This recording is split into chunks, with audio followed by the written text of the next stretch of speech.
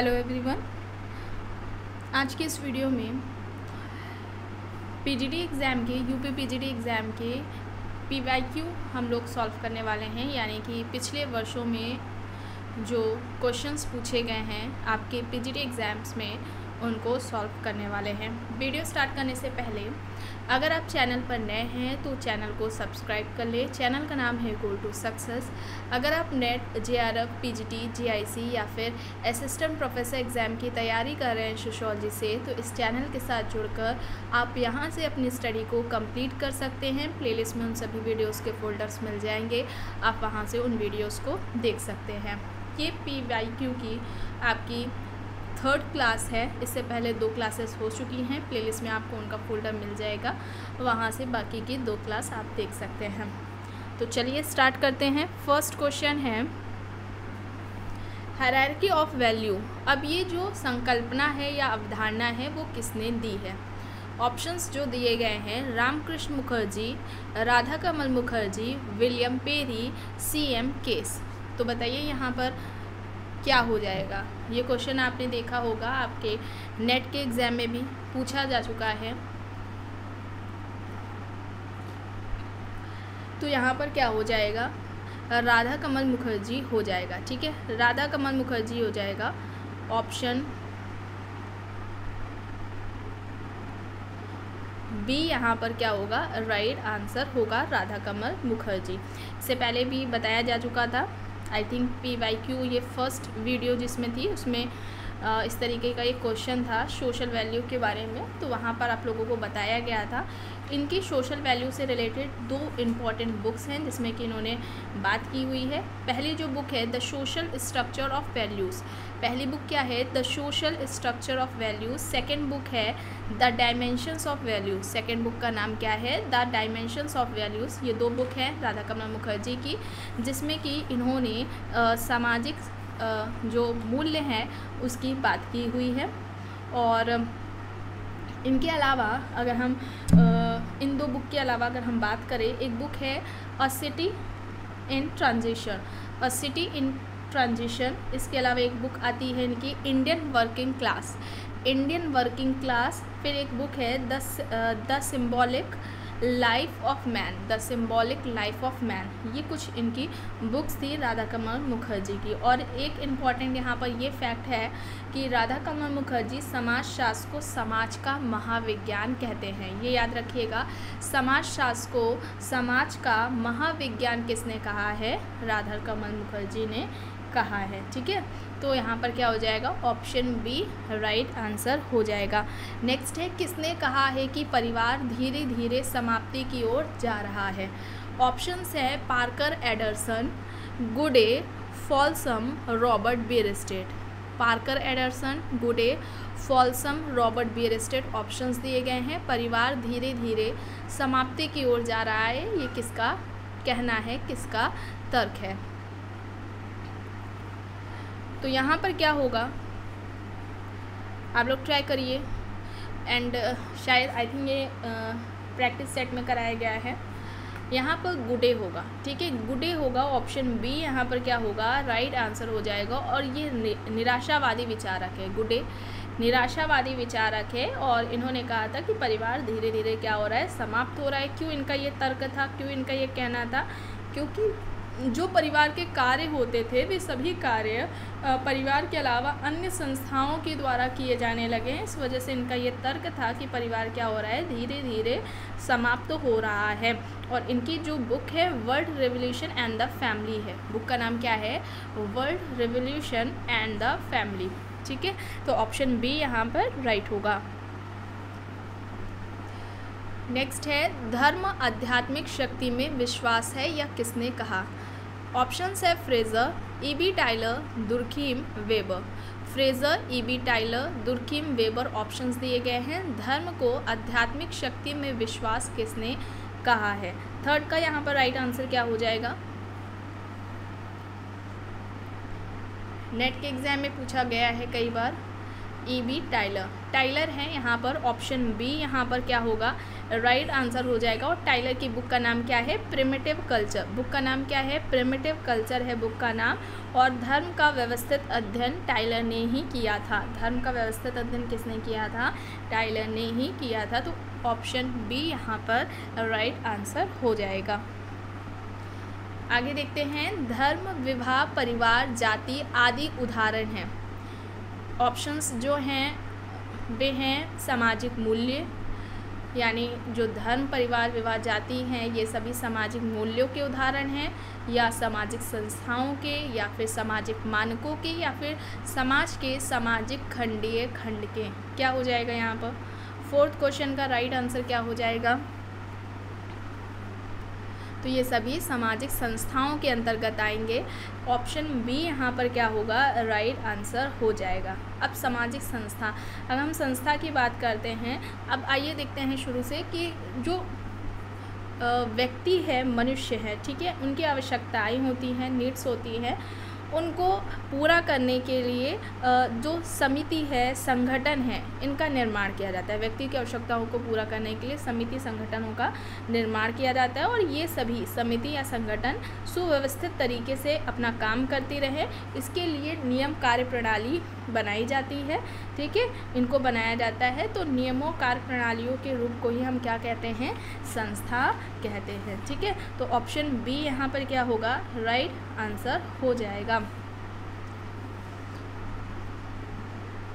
Next है, लघु समुदाय जन्म से मृत्यु तक का प्रबंधन है, यह किसने कहा। ऑप्शन है B.R. Chauhan, S.C. Dubey, Robert Redfield, McKim Marriott. क्या हो जाएगा, लघु समुदाय जन्म से मृत्यु तक का प्रबंधन है, ये किसने कहा।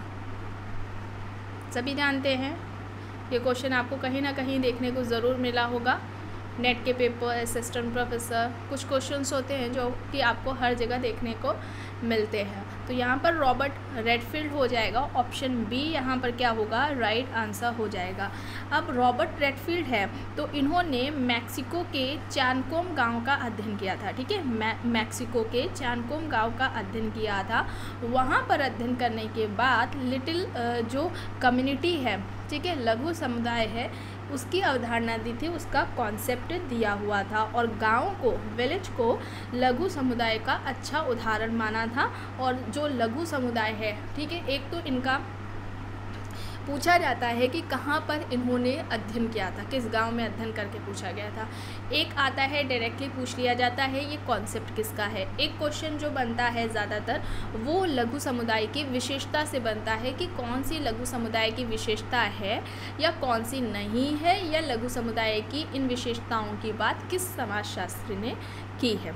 अब आइए देख लेते हैं वो कौन कौन सी विशेषताएं हैं। जो पहली विशेषता है वो है लघुता। टोटल 4 विशेषताएं हैं लघु समुदाय की जो रॉबर्ट रेडफील्ड ने बताई है। पहली है लघुता, दूसरी है विशिष्टता, तीसरी है समरूपता और चौथी है आत्मनिर्भरता। ठीक है, लघुता, विशिष्टता, समरूपता और आत्मनिर्भरता, ये 4 विशेषताएं लघु समुदाय की है।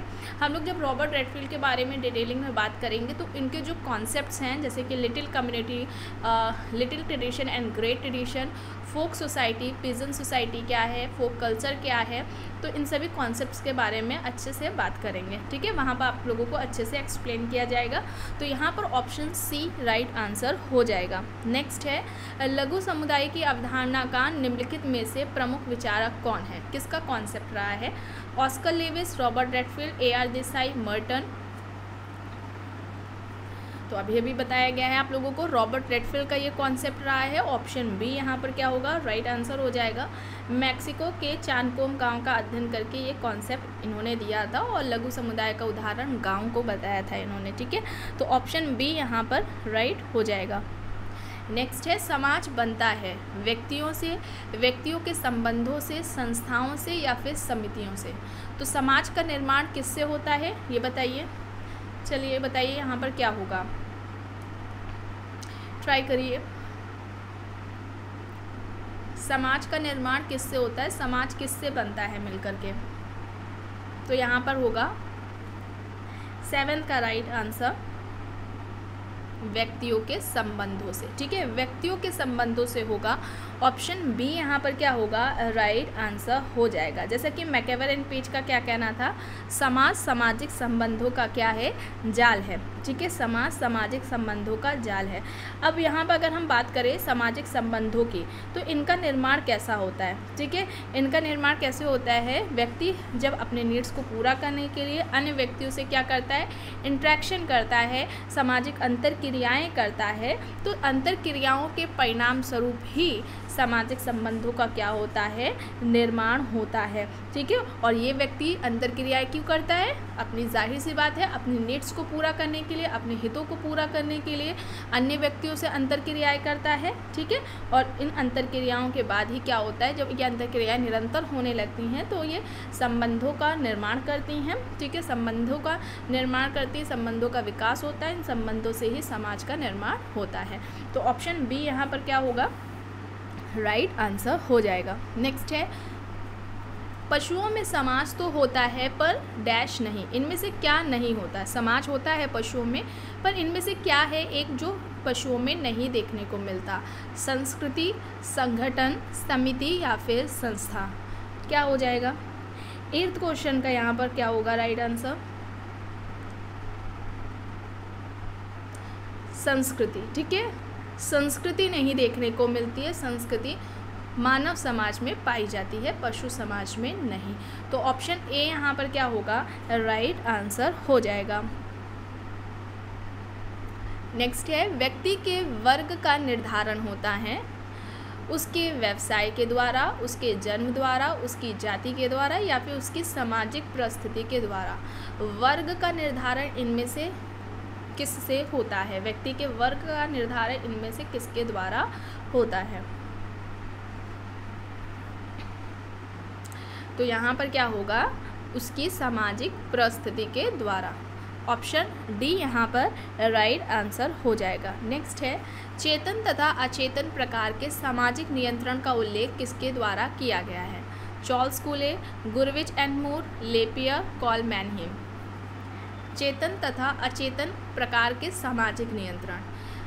अब PYQ के बाद हम लोग सिलेबस को कंप्लीट करेंगे, लेकिन सिलेबस में उन्हीं टॉपिक्स को कंप्लीट करेंगे जिनकी बात अभी हम लोगों ने नहीं की है। ठीक है, अभी आप लोगों को नहीं बताया गया है। सोशल कंट्रोल को कराया जा चुका है, इसका प्लेलिस्ट में आपको फ़ोल्डर मिल जाएगा। UP PGT 2022-23 के नाम से फ़ोल्डर बना हुआ है, उनमें उन सभी कॉन्सेप्ट्स जो अभी इधर जल्द ही कराए गए हैं उनको वहाँ पर शामिल किया गया। इसके अलावा आपके PGT एग्ज़ाम को ध्यान में रखते हुए कुछ वीडियोस जो कि पहले की हैं, काफ़ी समय पहले की है, लेकिन वो हालांकि इम्पॉर्टेंट है आपके एग्ज़ाम के लिए, उनको भी उस फोल्डर में शामिल किया गया है, तो उसे ज़रूर देख लीजिएगा।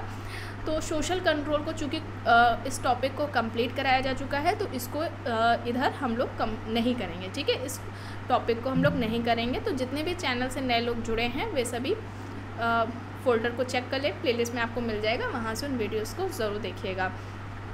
तो चेतन और अचेतन प्रकार की बात हो रही है। सामाजिक नियंत्रण के 2 प्रकार, चेतन और अचेतन, किसने बताए हैं।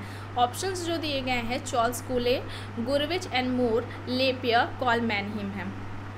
तो यहाँ पर क्या हो जाएगा राइट आंसर,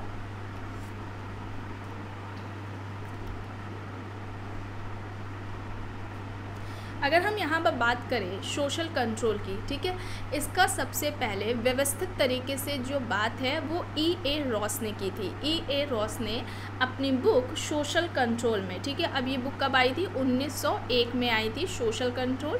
इस बुक में E.A. रॉस ने सबसे पहले व्यवस्थित तरीके से सामाजिक नियंत्रण की बात की थी। और सामाजिक नियंत्रण को ये क्या कहते हैं कि सामाजिक नियंत्रण ऐसी शक्तियाँ होती हैं जिसके द्वारा कोई समाज या समुदाय अपने जो व्यक्ति है यानी कि कम्युनिटी के जो व्यक्ति होते हैं या सोसाइटी के व्यक्ति होते हैं उनको अपने अनुरूप बनाता है, वे ही क्या कहलाती हैं, सामाजिक नियंत्रण कहलाते हैं। अब यहाँ पर अगर हम टाइप्स ऑफ सोशल कंट्रोल की बात करें, सामाजिक नियंत्रण के प्रकार की बात करें, तो यहाँ पर जो चेतन और अचेतन सामाजिक नियंत्रण की बात है वो कूले ने की है। ठीक है, यहाँ पर कूले हैं, कूले के साथ एक और नाम आता है कूले व बर्नौट। ठीक है, कूले व बर्नौट, कूले के साथ साथ एक और नाम आता है बर्नौट का। इन दोनों ने ही सामाजिक नियंत्रण के दो प्रकार चेतन और अचेतन बताए हैं।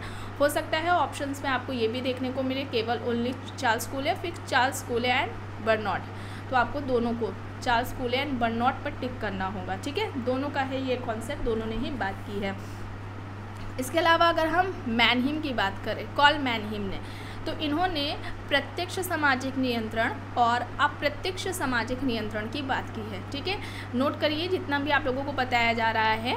कार्ल मैनहीम ने सामाजिक नियंत्रण के दो प्रकार बताए, प्रत्यक्ष सामाजिक नियंत्रण और अप्रत्यक्ष सामाजिक नियंत्रण। इसके अलावा गुरविच एंड मूर, ठीक है, जो गुरविच एंड मूर हैं, इन्होंने संगठित सामाजिक नियंत्रण और असंगठित सामाजिक नियंत्रण की बात की है। संगठित और असंगठित सामाजिक नियंत्रण की बात की है। लेपियन ने सत्तावादी सामाजिक नियंत्रण और लोकतांत्रिक सामाजिक नियंत्रण की बात की है। सत्तावादी सामाजिक नियंत्रण और लोकतांत्रिक सामाजिक नियंत्रण की बात इन्होंने की है। तो चार्ल्स कूले का हो जाएगा चेतन, चार्ल्स कूले एंड बर्नौट का चेतन और अचेतन सामाजिक नियंत्रण, कार्ल मैनहीम का डायरेक्ट इनडायरेक्ट, ठीक है, प्रत्यक्ष नियंत्रण और अप्रत्यक्ष सामाजिक नियंत्रण। गुरविच एंड मूर के बारे में क्या बताया गया, संगठित असंगठित, और लेपियन ने सत्तावादी सामाजिक नियंत्रण और लोकतांत्रिक सामाजिक नियंत्रण। एक किम्बॉल यंग का भी पूछा जाता है, ठीक है, इनका भी पूछा जाता है। इन्होंने सकारात्मक और नकारात्मक सामाजिक नियंत्रण की बात की थी। एंड ये सभी आपको याद करना है, इन सभी से क्वेश्चंस बनते हैं। आप लोगों को अभी आगे आने वाली जो वीडियोस होंगे उनमें ये सभी क्वेश्चंस देखने को मिलेंगे। ठीक है, तो ऑप्शन ए यहाँ पर राइट हो जाएगा। नेक्स्ट है, किसने कहा है कि धर्म, प्रजा, जिसे हम संतति कहते हैं, और रति यानी कि आनंद, ये हिंदू विवाह के उद्देश्य हैं। इनमें से किसका मानना है कि धर्म, प्रजा, रति ये हिंदू विवाह के उद्देश्य हैं? जो ऑप्शंस हैं वो है A.S. अल्टेकर, P.H. प्रभु, K.M. Kapadia, M.N. Srinivas. A.S. Altekar, P.H. प्रभु, K.M. कपाड़िया या फिर M.N. श्रीनिवास, क्या हो जाएगा यहाँ पर? 11th का यहाँ पर क्या होगा राइट आंसर? K.M. कपाड़िया होगा। ठीक है, K.M. कपाड़िया है। इन्होंने कहा है कि हिंदू विवाह के जो उद्देश्य है वे धर्म, प्रजा और रति हैं। ठीक है, ये याद रखिएगा, K.M. कपाड़िया ने बताए हैं। किस बुक में इन्होंने बात की है? बुक का नाम है marriage and family in India. Marriage and family in India है, इस बुक में इन्होंने बताया है। और इन्होंने, इनका एक स्टेटमेंट ये भी आता है कि हिंदू विवाह एक संस्कार है। ये किसका कहना है? हिंदू विवाह एक संस्कार है, K.M. कपाड़िया का ही कहना है। ठीक है, तो ये याद रखिएगा। और हिंदू विवाह का ये जो मुख्य उद्देश्य है, या हम कह लें प्राथमिक जो उद्देश्य है, वो क्या बताते हैं कि कर्तव्यों को पूरा करना है। ठीक है, विवाह कुछ कर्तव्यों को पूरा करने के लिए होता है, इसलिए जो विवाह का जो उद्देश्य है वो क्या है? धर्म है। ठीक है, विवाह का उद्देश्य धर्म या धार्मिक है, कपाड़िया ने बताया है। Marriage and family in India, ये बुक इम्पॉर्टेंट है, बुक भी डायरेक्टली पूछ ली जाती है ये किसकी है। तो ऑप्शन सी यहाँ पर राइट हो जाएगा। आगे है, महुआ में संयुक्त परिवार की संरचनात्मक एवं प्रकार्यात्मक एकता का अध्ययन किसने किया है? ऑप्शंस है K.M. कपाड़िया, नीरा देसाई, I.P. देसाई, A.M. शाह। तो महुआ में ज्वाइंट फैमिली की, ठीक है, स्ट्रक्चरल फंक्शनल जो यूनिटी थी उसका अध्ययन किसका रहा है? उस पर अध्ययन इनमें से किसने किया है?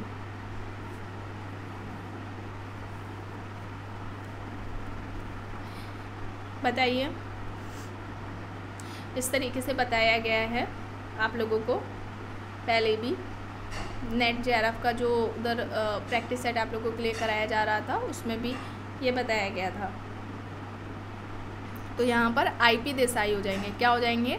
I.P. देसाई हो जाएंगे। और यहाँ पर I.P. देसाई की बात आती है तो गुजरात के महुआ नगर, ठीक है, पहले तो 1955 में 1955 में गुजरात का महुआ नगर है, उसमें 423, ठीक है, 423 जो फैमिलीज़ थी उन पर इनका अध्ययन रहा है I.P. देसाई का। गुजरात के महुआ नगर में, महुआ नगर के 423 परिवारों का अध्ययन इन्होंने कहा। और उस जो वहाँ का अध्ययन था उनका फैमिलीज़ पर, 423 परिवारों का जो अध्ययन था, उसमें जो बातें मुख्य तौर पर जो निकली, उनका जो विवरण है या वर्णन है वो किस बुक में उन्होंने दिया है। बुक का नाम है some aspects of family in Mahuva. Book का नाम है some aspects of family in Mahuva. इसमें उन बातों को उन्होंने रखा है, अपनी बातों को, और जो मुख्य बातें हैं जो कि आपको बताई जा रही हैं, जैसे कि उन्होंने कहा कि जो संयुक्तता थी, यानी कि जो पहले जॉइंट फैमिली देखने को मिलती थी, संयुक्तता की जो भावना थी वो कम हुई है, और जो एकिकता है या हम व्यक्तिवाद देख ले, वो क्या देखने को मिली है, व्यक्तिवाद की भावना वो बढ़ी है। इसके अलावा उन्होंने कहा है कि उन्होंने ये भी देखने को उनको मिला 423 परिवारों में जहाँ पर उनका अध्ययन था कि जो नातेदारी संबंध थे, ठीक है, किनशिप जो रिलेशंस थे वो भी कम हुए हैं, ठीक है। तो ये दो कुछ इंपॉर्टेंट बात थी, ये आप ध्यान रखिएगा, पूछा जा सकता है। आपके पीजीटी एग्जाम में इतना डिटेलिंग में नहीं पूछेंगे, लेकिन हाँ असिस्टेंट प्रोफेसर एग्जाम में पूछा जा सकता है। तो ऑप्शन सी यहाँ पर राइट हो जाएगा। नेक्स्ट है, किसने जाति का एक बंद वर्ग के रूप में वर्णन किया है। ऑप्शंस हैं R K. Mukherjee, D P. Mukherjee, D N. Majumdar, A R. Desai. जाति का एक बंद वर्ग के रूप में वर्णन इनमें से किसने किया है।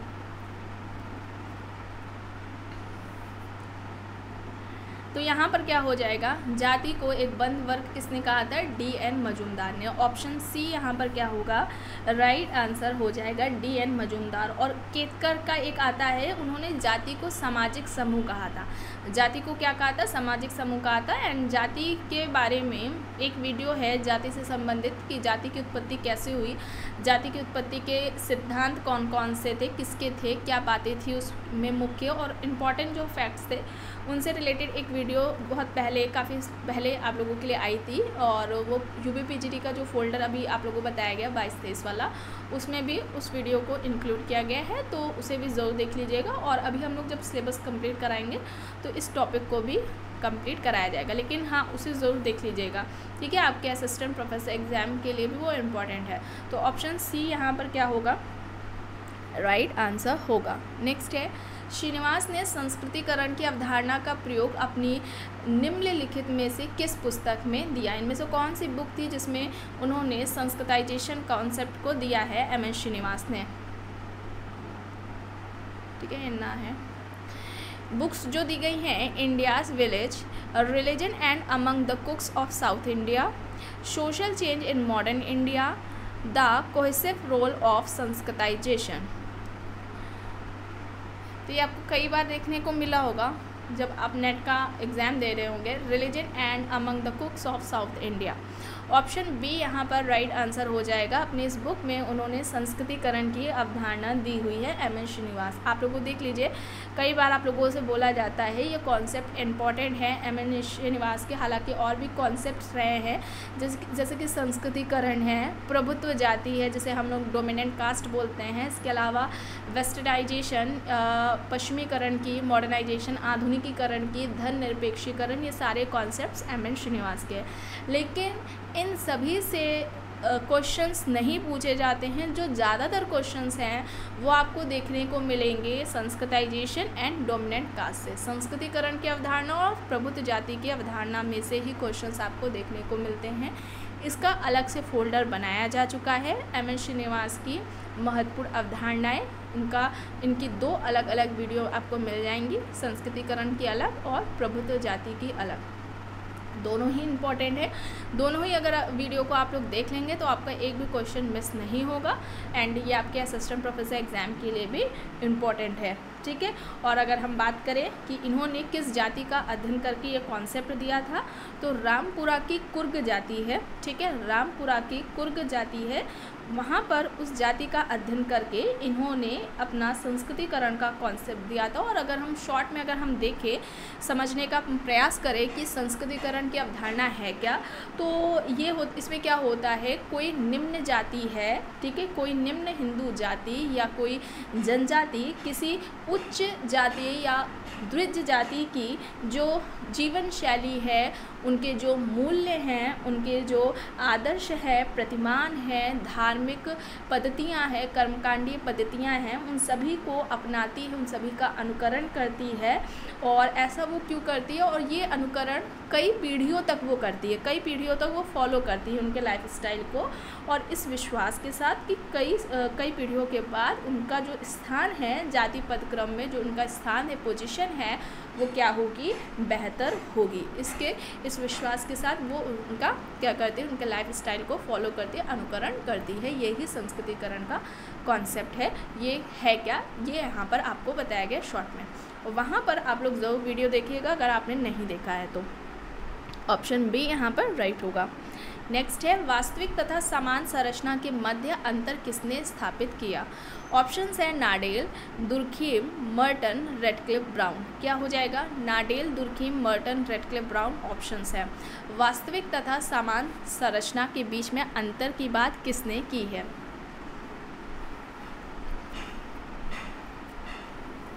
यहाँ पर अगर हम लोग आपके पीजीटी एग्ज़ाम के अलावा अगर हम बात करें असिस्टेंट प्रोफेसर एग्ज़ाम की या नेट जेआरएफ की बात कर ले, तो जो स्ट्रक्चर है, ठीक है, स्ट्रक्चर है क्या, संरचना क्या है, संरचनात्मक प्रकारवाद या प्रकारवाद, इसको फंक्शनलिज्म हम लोग कहते हैं, या स्ट्रक्चरेशन क्या है, स्ट्रक्चरलिज्म क्या है, इनसे रिलेटेड टॉपिक को कंप्लीट कराया जा चुका है। उसका भी प्लेलिस्ट में वीडियो फोल्डर मिल जाएगा आपको, फोल्डर मिल जाएगा, उनमें वीडियोस आपको मिलेंगी, जिसमें कि नाडेल, ठीक है, Durkheim, Merton, Radcliffe Brown, Levi Strauss, Malinowski, इन सभी से रिलेटेड जो स्पेंसर भी मिल जाएगा, और भी हैं आई थिंक, इन सभी के क्या विचार रहे हैं, क्या मानना रहा है, जो इम्पोर्टेंट बातें रही हैं, स्ट्रक्चर, फंक्शनलिज्म जो भी अभी आपको बताया गया है, तो क्या रहा है इनका जो सिद्धांत रहा है, उसमें क्या कहा है इन्होंने, इसके अलावा जो इम्पोर्टेंट्स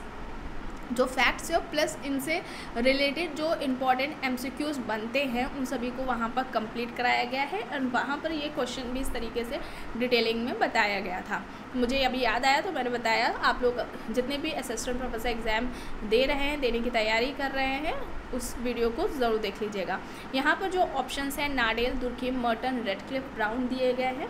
तो यहाँ पर क्या हो जाएगा, वास्तविक और समान संरचना के बीच में जो अंतर है वो किसने किया हुआ है, रेडक्लिफ ब्राउन ने किया है। ऑप्शन डी यहाँ पर राइट हो जाएगा। या ऐसे भी पूछा जा सकता है संरचना के दो प्रकार, वास्तविक संरचना और समान संरचना किसने बताया, तो ये रेडक्लिफ ब्राउन हो जाएगा। ठीक है, यहाँ पर राइट आंसर क्या हो जाएगा, डी हो जाएगा। और अगर हम संरचना की बात करें, रेडक्लिफ ब्राउन के संरचना के बारे में क्या कहना है, तो जो रेडक्लिफ ब्राउन है वो संरचना स्ट्रक्चर को क्या कहते हैं, मूर्त है। इनके लिए संरचना क्या है, मूर्त स्वरूप है। और व्यक्तियों के बीच में जो संबंध पाए जाते हैं, ठीक है, व्यक्तियों के बीच में जो संबंध पाए जाते हैं, पारस्परिक संबंध पाए जाते हैं, ये संबंध ही क्या कहलाते हैं, संरचना के अंग कहलाते हैं। ठीक है, और संरचना का निर्माण कौन है, व्यक्ति रहा है। व्यक्ति को ये संरचना का निर्माण बताते हैं रेडक्लिफ ब्राउन। ठीक है, और वास्तविक संरचना की बात की जाए तो इसमें इसका जो वास्तविक संरचना का निर्माण है वो व्यक्तियों से मिलकर होता है, व्यक्ति के द्वारा इस संरचना का निर्माण होता है। और जो समाज में परिवर्तन देखने को मिलता है तो वो वास्तविक संरचना में ही परिवर्तन देखने को मिलता है। चूँकि परिवर्तन इस संरचना में देखने को मिलता है, इस वजह से इसकी जो प्रकृति है, इसका जो नेचर होता है स्ट्रक्चर का, वो क्या होता है, अस्थायी होता है। एंड सेकेंड, जो समान संरचना की ये बात करते हैं, ये जो संरचना है इसको ये नियमों, कानूनों, प्रतिमानों से संबंधित जुड़ी हुई बताते हैं और ये स्थायी है। यानी कि जो समान संरचना का स्वरूप है वो स्थायी है और वास्तविक संरचना का क्या है, स्वरूप अस्थायी है। ठीक है, तो ऑप्शन डी यहाँ पर राइट होगा। नेक्स्ट है, निम्न में से किसका दावा है कि सामाजिक संरचना का अनुभाविक वास्तविकता से कोई लेना देना नहीं है। ऑप्शन है Levi Strauss, J Levy, Raymond Firth, Evans Pritchard. तो क्या होगा यहाँ पर, लेवी स्ट्रॉस होगा। लेवी स्ट्रॉस का कहना है। ऑप्शन ए यहाँ पर क्या होगा, राइट आंसर हो जाएगा। ठीक है, ये इनका कहना था और इनकी जो बुक रही है the elementary structure of kinship रही है। The elementary structure of kinship रही है। इसके अलावा स्ट्रक्चरल एंथ्रोपोलॉजी, ये दो इम्पॉर्टेंट लेवी-स्ट्रॉस की बुक रही है। मिथ की बात भी इन्होंने की है, मिथक जिसे हिंदी में बोलते हैं, इंग्लिश में मिथ बोलते हैं, इसकी भी बात इन्होंने कही है। तो ऑप्शन ए यहाँ पर क्या होगा, राइट होगा। आगे देखते हैं, क्वेश्चन है एक गतिशील समाज का सर्वाधिक विशिष्ट लक्षण है। ऑप्शंस हैं वाहनों का आधिक्य, बहुउद्देशीय भवनों की उपस्थिति, परिस्थितियों में परिवर्तन का अवसर, उपर्युक्त में से कोई नहीं। एक गतिशील समाज का सर्वाधिक विशिष्ट लक्षण क्या है?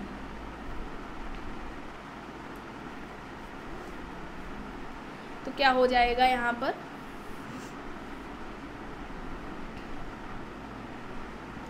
परिस्थितियों में परिवर्तन का अवसर। ऑप्शन सी यहाँ पर राइट आंसर होगा। नेक्स्ट है LIC के कलकत्ता स्थित प्रधान कार्यालय में क्लर्क के पद पर आना किसका उदाहरण है? ऑप्शन है क्षैतिज गतिशीलता, ऊर्ध्वमुखी गतिशीलता, ऊर्ध्वाधर गतिशीलता या फिर अधोमुखी गतिशीलता। तो यहाँ पर क्या हो जाएगा,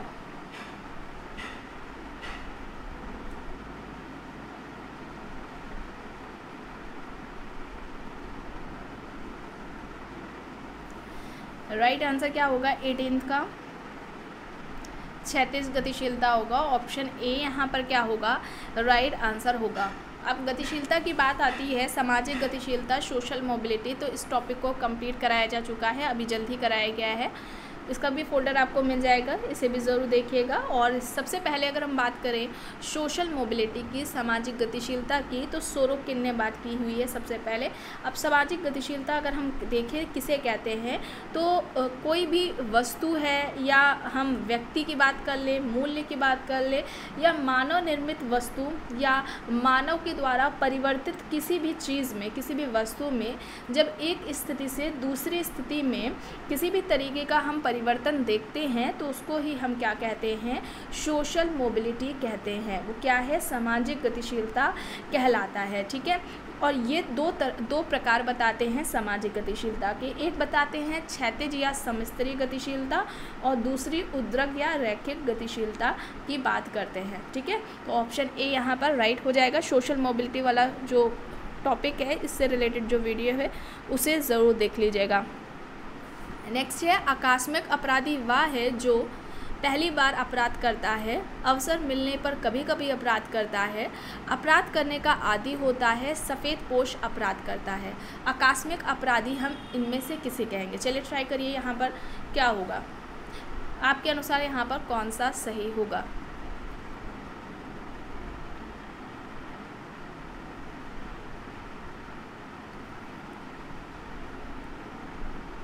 तो अवसर मिलने पर कभी कभी अपराध करता है। ऑप्शन बी यहाँ पर क्या होगा, राइट आंसर होगा। ठीक है, अवसर मिलने पर कभी कभी अपराध करता है, ये यहाँ पर सही हो जाएगा, ऑप्शन बी। अगर हम बात करते हैं अपराध शास्त्र की, ठीक है, क्राइम की बात करें, ये टॉपिक आपके सिलेबस में है। ठीक है, इस टॉपिक को कंप्लीट कराया जा चुका है, इसका भी फोल्डर आपको प्लेलिस्ट में मिल जाएगा। जितने भी लोग नए हैं चैनल से जुड़ रहे हैं, जिन्होंने नहीं देखे हैं वीडियोज़ को, प्लेलिस्ट नहीं चेक किया, तो उसे प्लेलिस्ट ज़रूर चेक कर लीजिए और वहाँ से आप अपने सिलेबस के अकॉर्डिंग किसी भी एग्ज़ाम की जो तैयारी कर रहे हैं आप, उसमें अपने सिलेबस के अकॉर्डिंग जो भी आपको वीडियोस मिल रही हैं आपको, उन्हें ज़रूर देख लीजिएगा। तो यहाँ पर ऑप्शन बी हो जाएगा। अगर हम क्राइम की बात करते हैं, अपराध शास्त्र की बात करते हैं, तो अपराध शास्त्र के जनक कौन है? लोम्ब्रोसो हैं। ठीक है, कौन है? लोम्ब्रोसो है। और इनका एक स्टेटमेंट है जो कि इम्पॉर्टेंट है, आपको हर एग्ज़ाम में देखने को मिलेगा। वो ये है कि अपराधी जन्मजात होते हैं, उन्हें बनाया नहीं जाता। अपराधी जन्मजात होते हैं, इस तरीके से एग्ज़ाम में क्वेश्चन पूछा जाता है। किसका कहना है? लोम्ब्रोसो का कहना है। और अपराधी के ये प्रकार जो बताते हैं वो क्या बताते हैं? 4 प्रकार बताते हैं। अब इसे ध्यान से सुनिएगा। पहला जो अपराधी का प्रकार है वो है जन्मजात अपराधी। दूसरा है पागल अपराधी। ठीक है, दूसरा क्या है? पागल अपराधी। तीसरा है आवेग युक्त अपराधी। तीसरा क्या बताया गया? आवेग युक्त अपराधी। और लास्ट में 4th नंबर पर आता है आकस्मिक अपराधी, जो कि अवसर मिलने पर कभी कभी अपराध करता है। ठीक है, तो ये 4 हो जाएंगे जो कि लोम्ब्रोसो ने बताए हैं। तो ऑप्शन बी यहाँ पर राइट होगा। नेक्स्ट है अपराधी जन्मजात होते हैं या कथन है, बेकेरिया, सदरलैंड, हैकरवार एंड लोम्ब्रोसो। तो अभी आप लोगों को बताया गया अपराधी जन्मजात होते हैं, उन्हें बनाया नहीं जाता, ये लोम्ब्रोसो का कहना है। एंड लोम्ब्रोसो अपराध शास्त्र के जनक है, उसके पिता है। ऑप्शन डी यहाँ पर क्या होगा, राइट होगा। नेक्स्ट है भारत में विकास की पंचवर्षीय योजनाओं का प्रतिदर्श लिया गया है, संयुक्त राज्य अमेरिका से, जापान से, रूस से या फिर चीन से। तो यहाँ पर क्या हो जाएगा, रशिया हो जाएगा, रूस हो जाएगा। ऑप्शन सी यहाँ पर राइट होगा। नेक्स्ट है नशा मुक्ति केंद्र निम्न में से कौन सी सुविधाएं प्रदान करता है, परामर्श, मेडिकल सहायता, यौगिक आसन, उपयुक्त सभी। ट्राई करिए क्या हो सकता है यहाँ पर सही।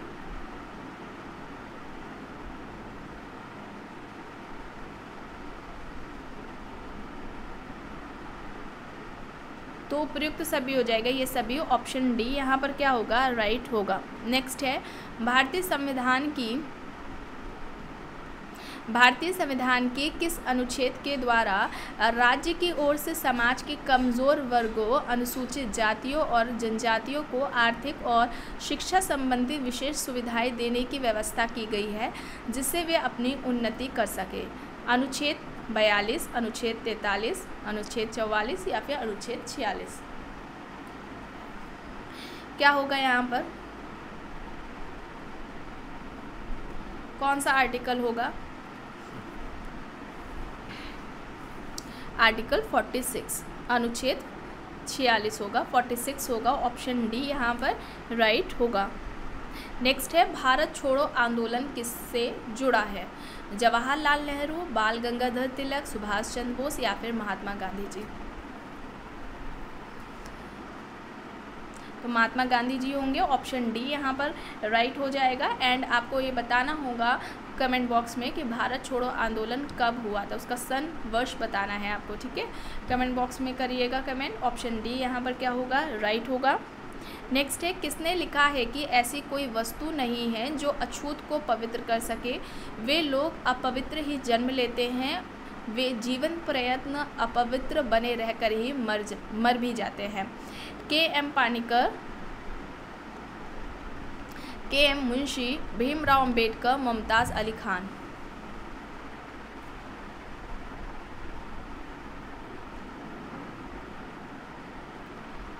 बस छोटी ही की मात्रा होगी। हाँ, के.एम. पानिकर। बताइए क्या होगा, किसका कहना है।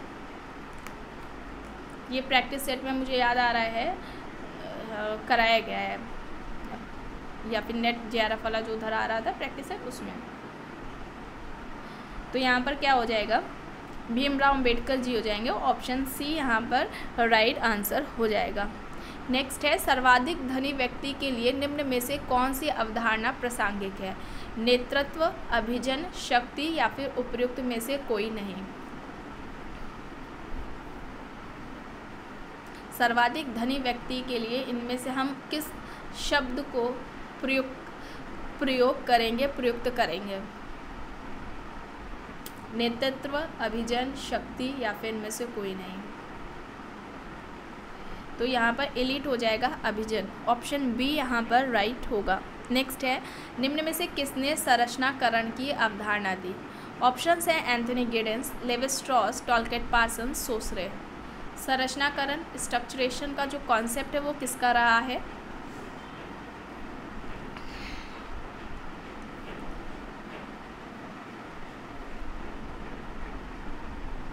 तो ये कॉन्सेप्ट एंथनी गिडेंस का है। ऑप्शन ए यहाँ पर राइट आंसर हो जाएगा। और ये कॉन्सेप्ट अपने किस बुक में दिया है, द कॉन्स्टिट्यूशन ऑफ सोसाइटी में। द कॉन्स्टिट्यूशन ऑफ सोसाइटी में अपनी इस बुक में इन्होंने ये कॉन्सेप्ट को दिया हुआ है। और इनका कहना था कि जो संरचना है वो क्रिया को निर्धारित करती है। संरचना क्या करती है, क्रिया को निर्धारित करती है।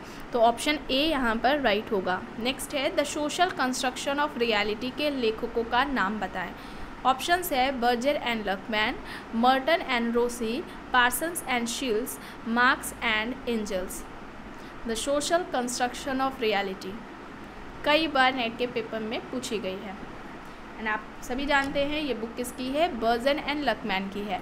ऑप्शन ए यहाँ पर क्या होगा, राइट आंसर होगा। नेक्स्ट है, किसी औद्योगिक समाज का ढांचा होता है न्यू लोकल निवासगत ढांचा, बाय लोकल निवासगत ढांचा, पेट्रियोलोकल निवासगत ढांचा या फिर मेट्रियोलोकल निवासगत ढांचा, स्ट्रक्चर। औद्योगिक समाज का पूछा जा रहा है, स्ट्रक्चर संरचना कैसी होती है इनमें से।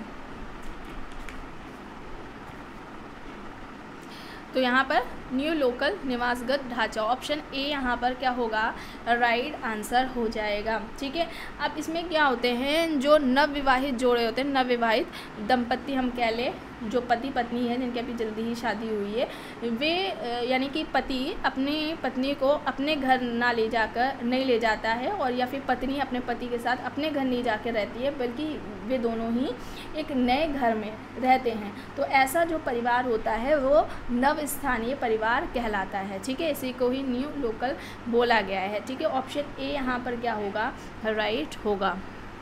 नेक्स्ट है, गोल गधेड़ों किस जनजाति से संबंधित है। जो जनजातियाँ दी गई हैं, भील, नायर, टोडा, खरिया जनजाति, बताइए।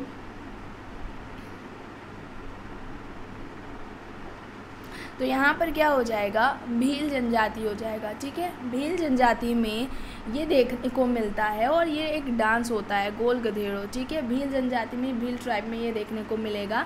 एंड ट्राइब से याद आया, ट्राइब के कॉन्सेप्ट को कंप्लीट कराया जा चुका है ट्राइबल सोसाइटी को, इसका भी प्लेलिस्ट में फोल्डर मिल जाएगा, इसे भी ज़रूर देख लीजिएगा, आपके एग्जाम्स के लिए इम्पॉर्टेंट है।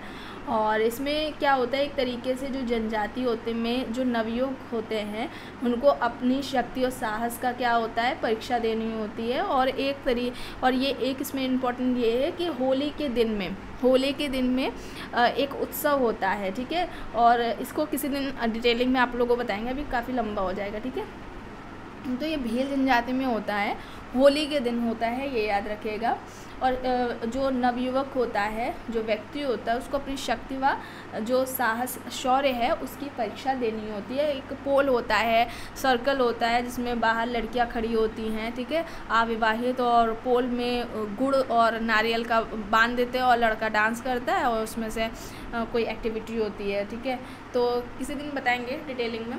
तो फिलहाल इतना ज़्यादा डिटेलिंग में पूछा नहीं जाता है, ट्राइब से रिलेटेड पूछ लिया जाता है, किस ट्राइब में ये देखने को मिलता है। ठीक है, और होली का अवसर है, ये याद रखिएगा, होली के दिन ही में ये एक्टिविटी होती है। तो आज की वीडियो में बस इतना ही। आई होप ये आपको पसंद आई होगी। अगर पसंद आई है तो प्लीज़ लाइक ज़रूर करिएगा, कमेंट करके ज़रूर बताइएगा। चैनल पर अगर आप नए हैं तो चैनल को भी ज़रूर सब्सक्राइब कर लीजिएगा। एंड इस वीडियो को जितना हो सके ज़्यादा से ज़्यादा लोगों के साथ शेयर भी ज़रूर करिएगा। Thank you.